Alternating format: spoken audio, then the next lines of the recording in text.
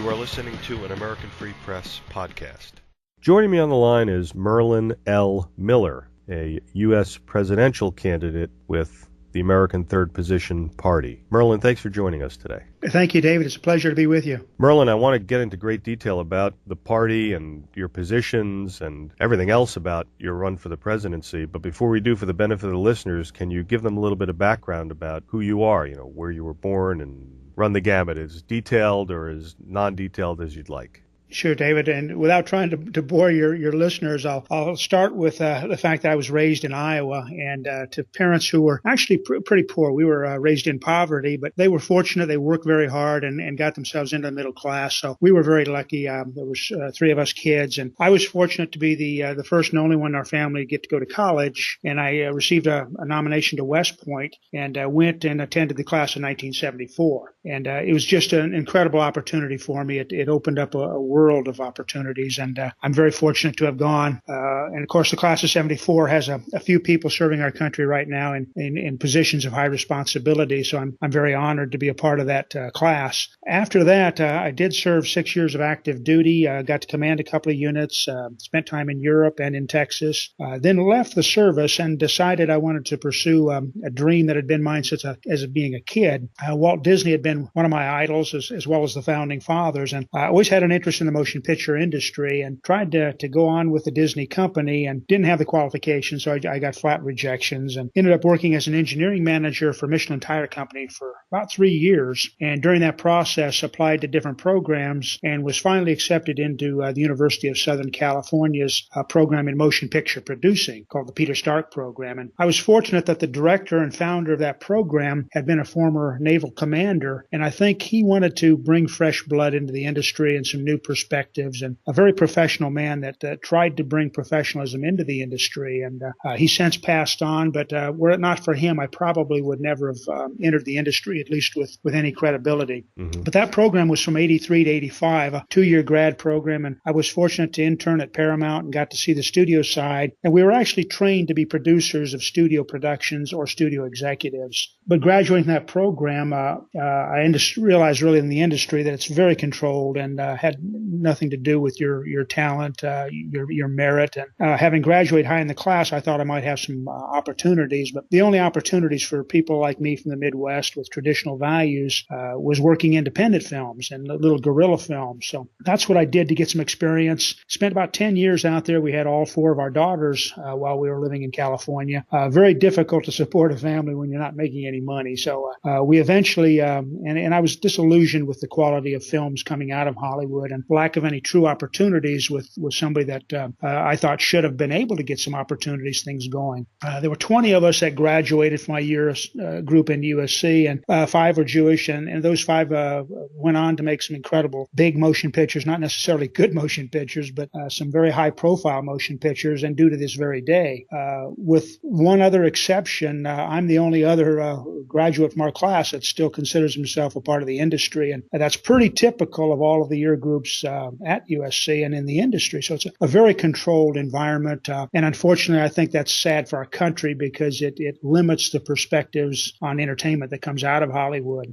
But I left after about 10 years, and we moved the family to the Midwest and secured funds independently to produce a film, and went on and produced a second film. Then we moved down to Florida. Very tough to get funding for independent films. And of course, we did them for a small fraction of the cost that Hollywood would do them for. But even if you make a good film, which we did, especially with Jericho, the last film, which was a mystery Western, you have a very difficult time trying to get it into distribution and making money off of it so you can move on and do other projects. And we had all kinds of battles, and I wrote pretty extensively about my experiences with that film and with the industry in a treatise that I wrote called The American Dream, which is published at my company website, Americana-Pictures.com. But anyway, the whole thing was an eye-opening experience for me. And while we were actually marketing Jericho, I had somewhat of a life-changing event in that I met a survivor from the USS Liberty. And prior to that, I knew nothing about the Liberty. And in fact, being an Academy grad and knowing Naval Academy grads, nobody in my sphere of influence knew about it, which I thought was pretty bizarre since it was a ship attacked during the Six-Day War, and 34 sailors were killed and 174 others were wounded. But it was basically covered up by our own government, and it was an act of betrayal by our supposed friend Israel. And it was just one of those what we call today false flag events, which was designed to be blamed on somebody else and get America to support Israel's ambitions in the Middle East. So that shocked me. I began doing research and started connecting intrigues, not only military intrigues, but political intrigues and media intrigues. And it led me ultimately to supporting Ron Paul in 2007, 2008, and getting politically active. Prior to that, politics had no interest for me, and I knew very little of what was really going on in the real world. I was like the dumbed down masses we say today, that their attitudes and beliefs are totally formed by the environment, which is one of political correctness, of a controlled public discourse, and of course of politicians who really aren't protecting or taking care of America's true interests. So that journey led me ultimately into politics. Several supporters of the Ron Paul campaign did eventually form a new party called the American Third Position Party, and I joined their effort this last January when they asked me to head up the ticket to put on a national campaign, primarily I think to give some visibility and legitimacy to the party's effort of being a true alternative to the Republican and Democratic parties. So it's been an incredible year, great experiences. We wrote a book during the process called Our Vision for America. I've had a number of interviews and conferences we've attended, done things to try to spread the word, but for the most part we've had very little to no exposure in the mainstream media. I did also actually, through some film contacts, went to Iran here recently and was fortunate enough to meet President Ahmadinejad and got very active in trying to understand the situation over in the Middle East, and I wrote a paper, a report on that upon returning, and did a video on Press TV, which has gotten quite a bit of exposure, at least through the alternative media. And basically it was my version of what I think the realities are in the Middle East, as opposed to what we hear from American politicians and mainstream media. And America is on the precipice right now, and patriots need to stand up. They need to do the right things for our country. And most important part of that is we have to get truths to the American people. We aren't getting truths, and as one of my heroes, Thomas Jefferson, always said, that the key to freedom was an informed public. And that's why it's so critical that shows like yours, David, and other forms of alternative media continue to grow the message, spread the word, and get truths to the American people, with the hope ultimately that we can restore our constitutional republic and get the American dream to be a reality again, so that our kids and grandkids have prospects for a good future. Very well said. I couldn't agree with you more on pretty much everything regarding getting America back on its feet again. I just hope we can. I don't know. I don't know if it's too late. But as far as the USS Liberty, when was that year that you discovered it? And I believe it was late in 2001 or early in 2002 while we were doing some marketing for Jericho. And so about 10, 11 years ago is when I first learned of it. Right. It's funny because most people don't come to the conclusions that they do until some things or one thing happens, one particular event. For a lot of people, they woke up after that cast lead invasion by Israel. A lot of people woke up when they found out about the Liberty, because there's so many people who still don't know about it. It's incredible. And you're right now in the process of making a movie about the Liberty, is that right? Yes, actually, from meeting a survivor, I was fortunate enough to attend some of their reunions, got to know a lot of survivors, and was very interested in telling their story. One of their heroes, one of their champions, who was originally one of the first SEALs and at one time worked for the CIA and a true patriot, really opened a lot of doors for me, and I did a lot of research, and together we wanted to produce a motion picture. And unfortunately, he was killed in an accident on his return trip home from the crew reunion in 2007. And he was going to meet later that summer with me to help executive produce the project. Unfortunately, of course, with his death, that project was killed. And about 2 years later, I finally went ahead and decided I'm going to proceed with it and wrote a screenplay. And based on the realities that we don't have the kind of funds or capability to do a major production, I developed the project as though it's a modern day story of political intrigue, which connects the USS Liberty to what's going on in the Middle East today. And it's about a journalist who has to make that connection and ultimately go underground to prevent the war on terror from becoming World War III. So we've entitled the project False Flag, and the screenplay is actually posted at our website at Americana-Pictures.com, and I'm looking for support for it. In fact, that's why I attended the film festival in Iran.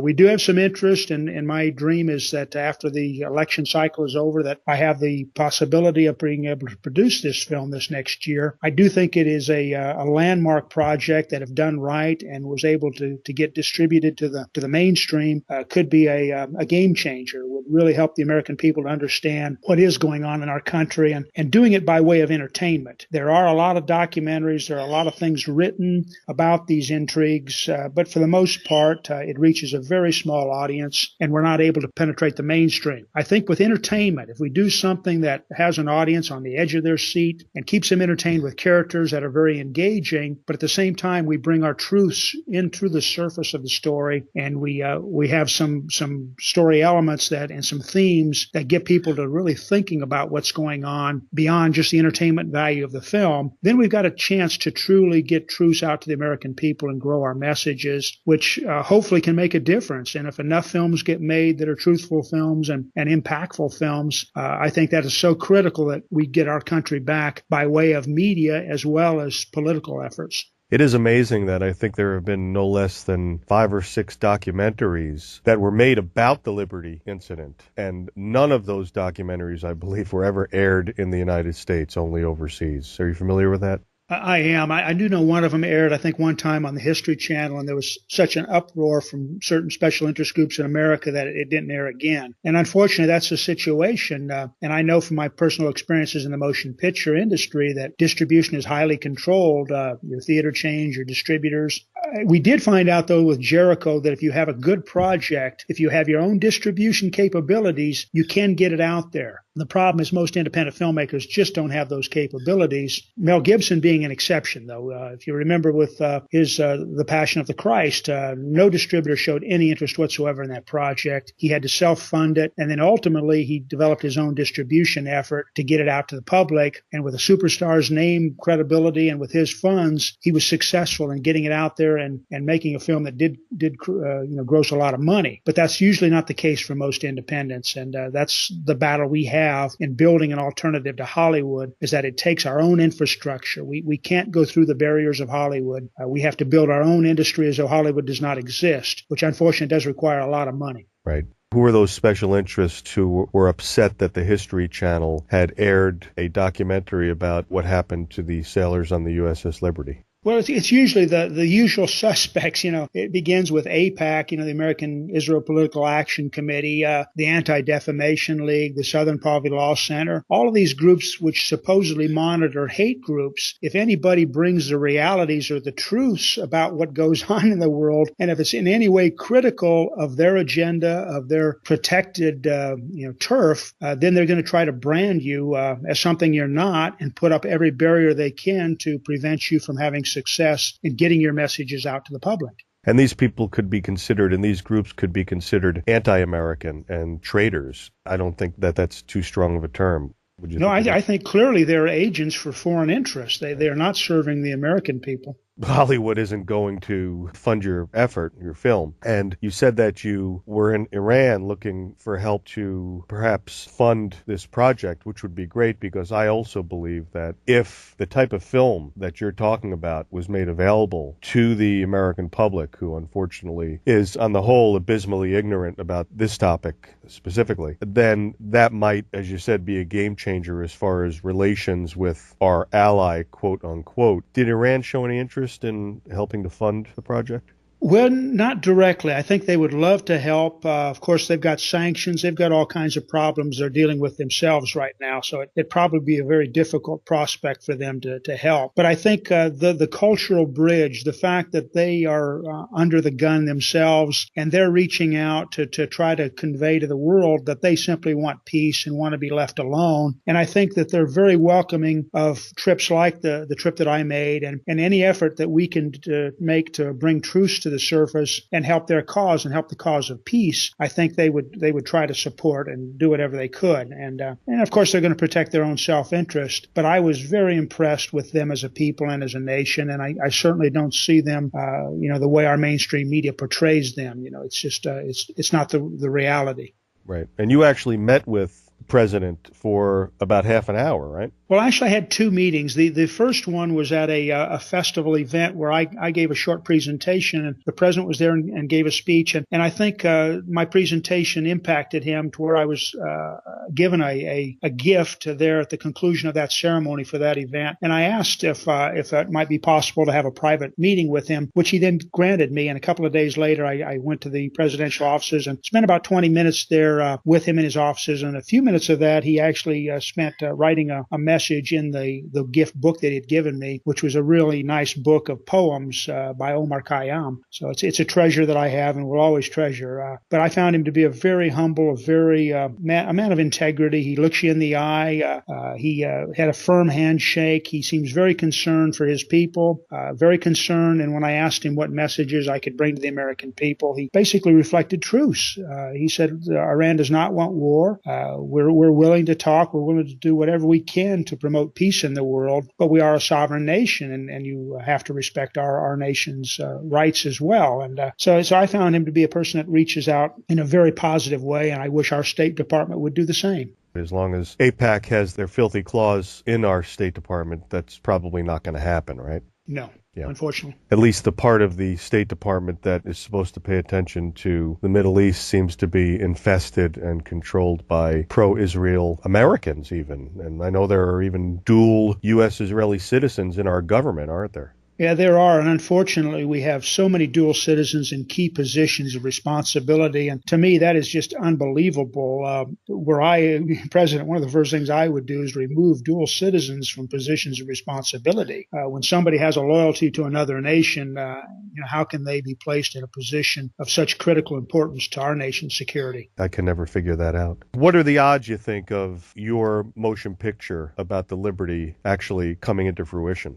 Probably not much better than my prospects for being elected president, unfortunately. I say that, but actually there are some possibilities, and it is growing. I think the climate is growing. There's a tidal shift going on right now in our country. So I'm going to make a concerted effort for the next few months to see if we can get to the funding and get False Flag in production by next spring. That's my sincere goal. But it's going to be uphill. Thereafter, I don't know. I've been hitting my head against the wall for a long time trying to get quality projects produced. And the alternative for me, of course, is staying in the political arena and doing what I can to grow the movement to truly represent America's best interest. And if we can, form a coalition of parties, or a new party can emerge, or the American Third Position can get the support to grow, we need a voice for our people. And, that voice has been lost. And unfortunately, our people are, for the most part, apathetic to it. They don't realize what has happened to our country. And unfortunately, I do think they will find out here pretty soon, because we're on the verge of economic collapse. And if the Zionists are able and successful in taking this war on terror into World War III, then we'll have a new calamity to deal with. So the American people are on the precipice. They just don't know it. But I do suspect within the next year, more and more people will become aware.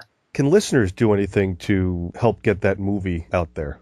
Well, the best way would be to come to the film website, Americana-Pictures.com, and contact me. Whatever we can do to find the support. And, we're producing films at a level which is, inconceivable by Hollywood standards. But Jericho, which was a mystery Western, had the horses, wagons, a lot of action, was made for under $1 million.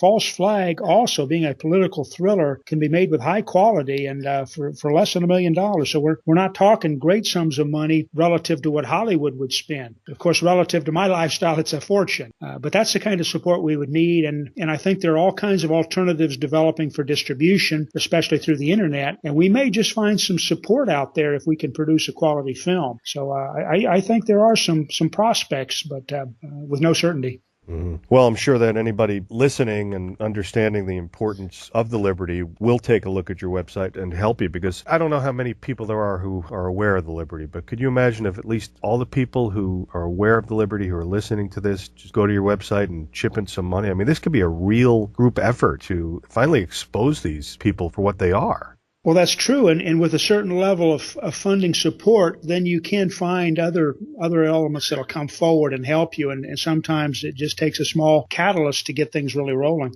Right. A small minority, which is what we're up against. I may not have mentioned it earlier, but I'm actually going back to Iran in December. Okay. And what's that for? There's a conference going on.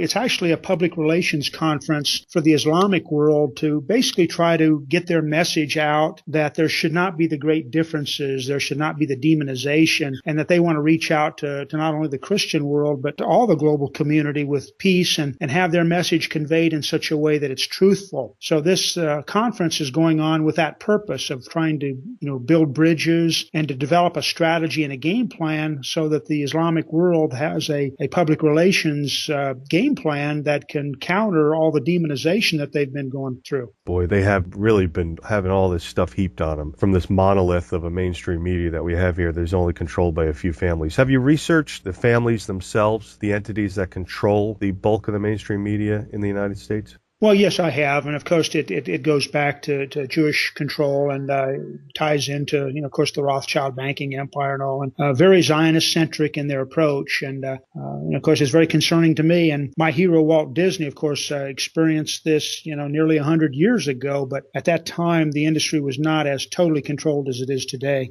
Unbelievable. Let's talk about your run for the presidency, because this is pretty huge, I think. And the reason that it is because I'm in New Jersey, and that is one of the few states that you're actually on the ballot for. Isn't that true? It is. We're on in Tennessee, Colorado, and New Jersey, and we have write-in status in about a dozen other states. That's terrific. I have somebody to vote for. I can't believe it. As I told you earlier, I was just going to give up, because what's the use when you have Moe and Curly, or whatever you want to call them? You've got Obama and Romney. You're going to get the same group, really, controlled by the same people. They're controlled by the same special interests, aren't they?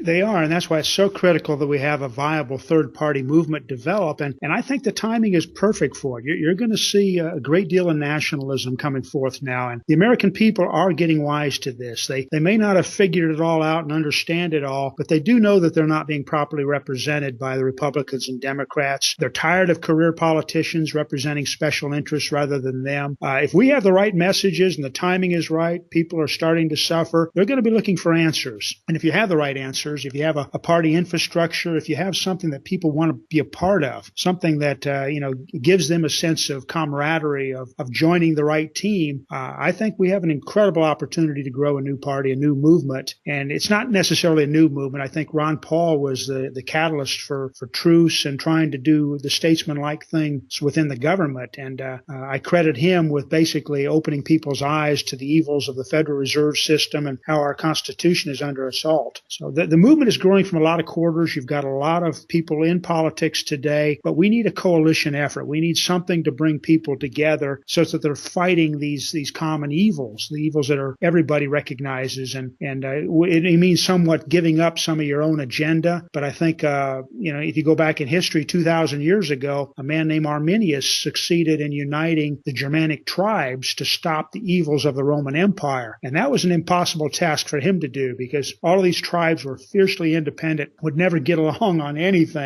But for a short period in time, they did come together and change the course of history in Europe. Northern Europe became Anglo-Saxonized rather than Romanized. And we're in a parallel situation right now in America today, with our country evolving from a constitutional republic into an evil empire. And we need to stand up and stop this. And more patriot groups are rising. You see it through the internet. You see it everywhere, really. Just mainstream media doesn't want to acknowledge it. It's grown by way of the Tea Party, the Occupy movement, and all these patriot groups. And for the most part, they're leaderless. And I think that's the problem we have today. We need new leaders. We need a new party to come forward and help unite people with truths so that they do want to stand up and overcome their apathy and get politically active again and go out and vote. And don't vote for the lesser of the evils. Vote your conscience. Vote on principle. And we will make a difference. We can get the numbers up of people that will support the right thing. How was it getting on the ballot in those 3 states? Well, it's not easy. Of course, these states are some of the easier ones, which made it possible for us. But some states require thousands of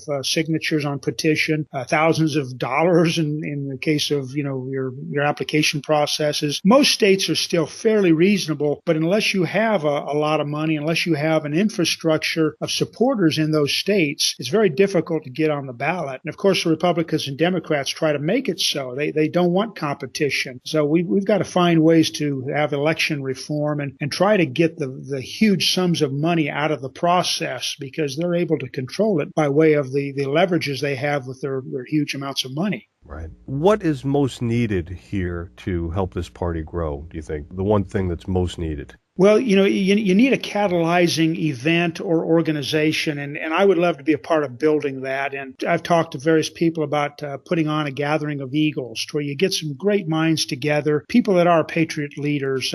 Perhaps some of the other parties would have an interest in joining in this and put the common good first and forget and leave at home all of your differences and put America first again. And those critical issues, and in our party platform, there are probably 3 or 4 issues that I think most every American would agree with. And if we could get a united consensus on those most critical issues, I think we'd have a party movement that would grow phenomenally fast and would be a very powerful force within probably just a couple of years and maybe very quickly if we do have a collapse or other things happen this next year. I just want to go over the party a bit. Now, I did watch that terrific video on your website, which is merlinmiller2012.com. It's only about 3.5 minutes, but really it packs a lot of information in there. And I did take a couple of notes, and the motto for the party would be liberty, sovereignty, and identity. Is that right? It is, yes. Liberty pretty much is self-explanatory, so sovereignty, so we're not beholden to any other foreign nations. What about identity? What exactly do you mean by that?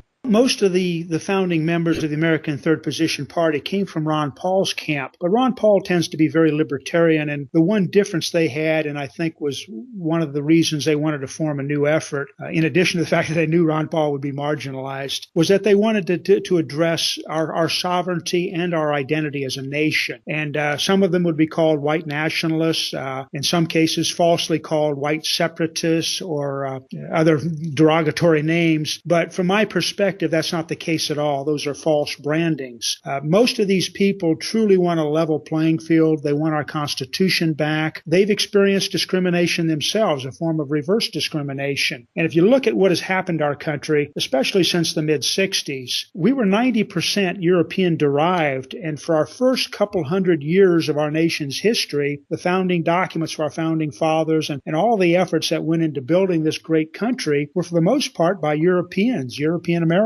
And we were 90% European derived until the mid-'60s. When the Immigration Act of 1965 came into being, that altered everything. It threw that upside down. And today we're about 2/3 European derived and predicted to be a minority within the next 30 years. Now that's really bizarre. That's a bizarre attack on a nation's identity. And most people aren't even aware of it. But if you study this and you realize, no, there is an agenda afoot, and this is a very destructive thing for our nation. And I think that was the catalyst for identity being a part of the platform for the American Third Position Party. Not that they have any animosities toward other ethnic groups, religions, or races, or languages, but we are America, and we want to preserve what was important in building our country. We want to preserve our traditions. We want the English language to be the language of America. We don't want massive immigration dispossessing the white majority in America. If that happens, like the Tower of Babel, we will truly lose the special qualities that we had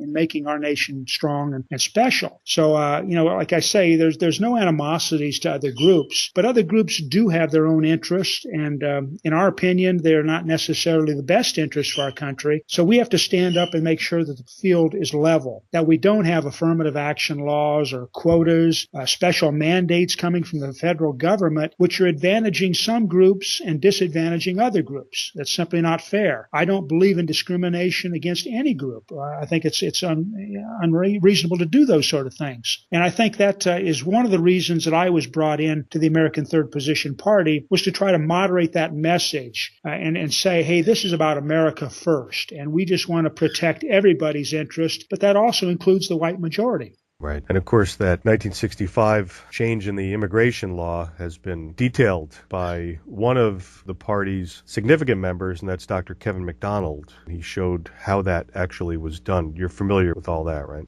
Yes, I am. And he's a great scholar. I've got great respect for Dr. Kevin MacDonald. He studied exactly how it was that the United States government adopted a shift to allowing more immigrants into the country and who was behind it. And I think it's probably safe to say that Jewish groups were behind it. Isn't that right?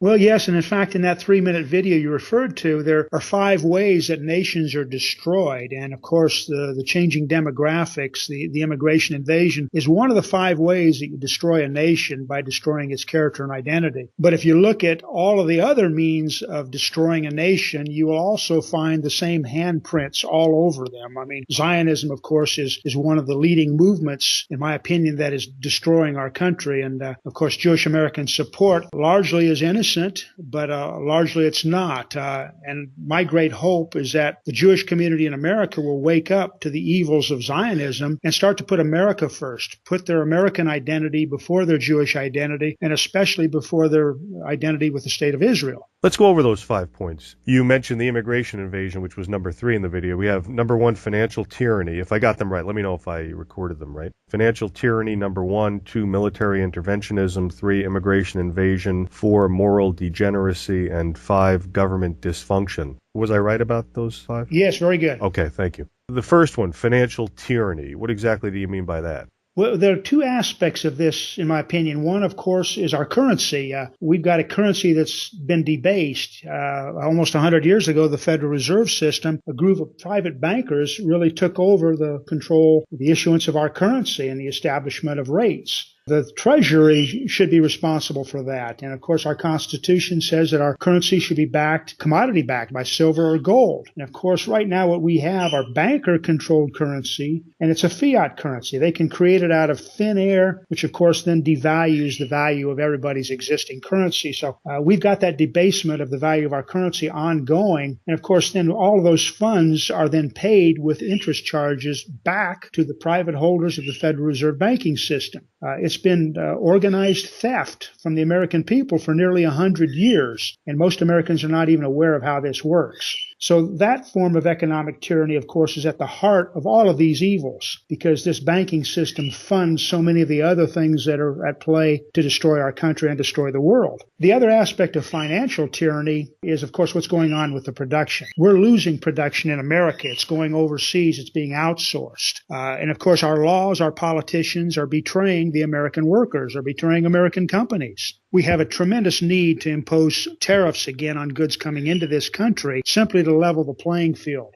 Right now, we're operating under these so-called free trade agreements, which are not fair in any way. They advantage multinational corporations and they advantage our foreign competitors, which is why so many companies are moving out of America to where they can go to the low-cost labor sources. And we can't compete against that. We need to level the playing field with tariffs, protective things, which these other nations do against our imports. So we just need to be smart. We need to free our business people, get the government out of everybody's lives so we don't have all these taxes, all of the red tape, preventing our entrepreneurs from creating and preventing our workers from being able to compete again. So that's the other half of the financial tyranny that's going on right now in America. And number 2, military interventionism. I think that's pretty self-explanatory. You mentioned, I didn't quite catch a number, about 140 places we are right now. Yeah, there's about 140 nations that we have military presence in, about 800 bases. And that's just incredible. We're funding the national defense of all these other countries, and we're trying to police the world. And our founding fathers would be rolling over in their graves if they knew what has happened to America. We should bring those troops immediately home, protect our own borders, take care of things here at home, and not try to impart our will on other nations, but preserve our sovereignty and honor the sovereignty of other nations.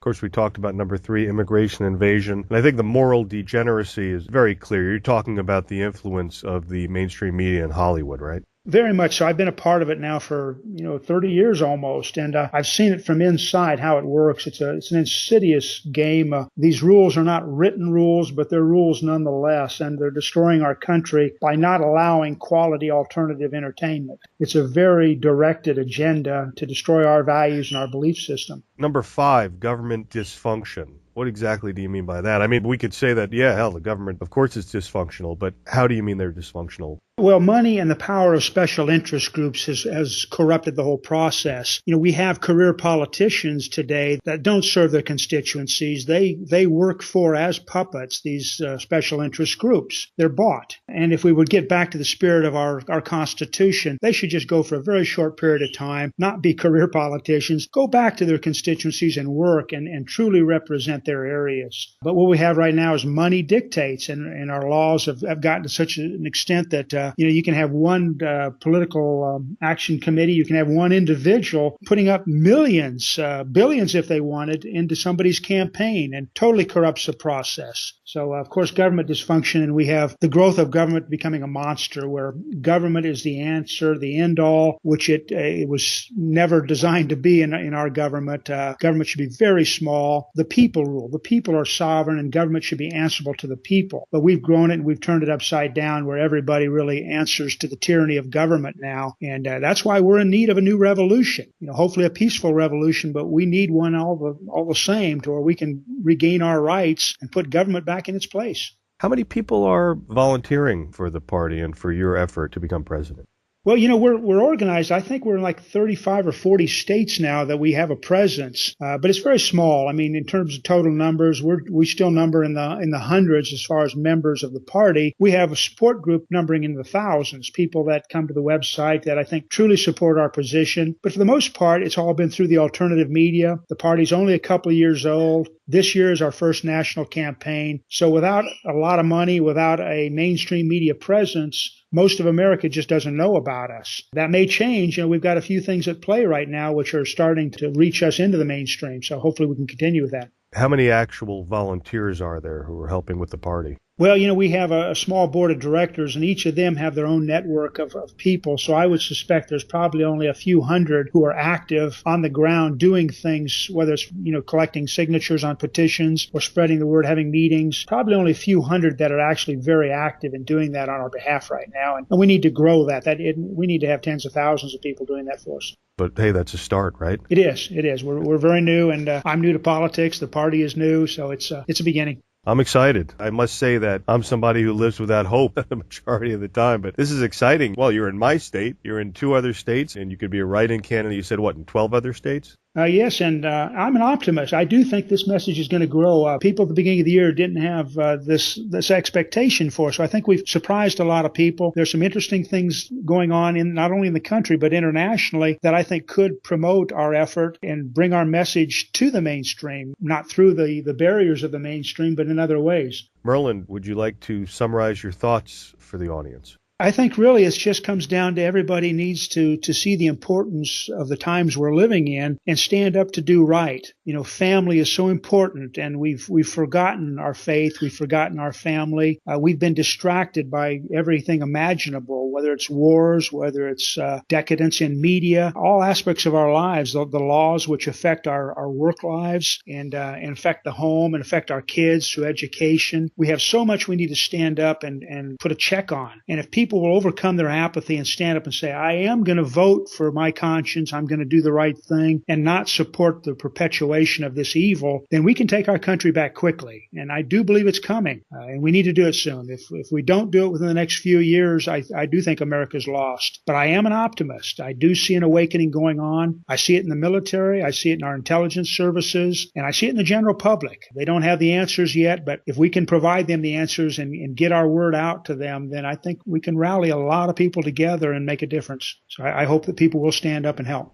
Merlin L. Miller, a 2012 presidential candidate for the American Third Position Party. I want to thank you so much for the time you spent explaining all this to the listeners, and thanks for doing what you're doing, and thanks for caring about the country the way you do. And I would just encourage the listeners to go to the websites. Go to merlinmiller2012.com. Go to americana-pictures.com. Take a look around. Merlin, thanks again so much.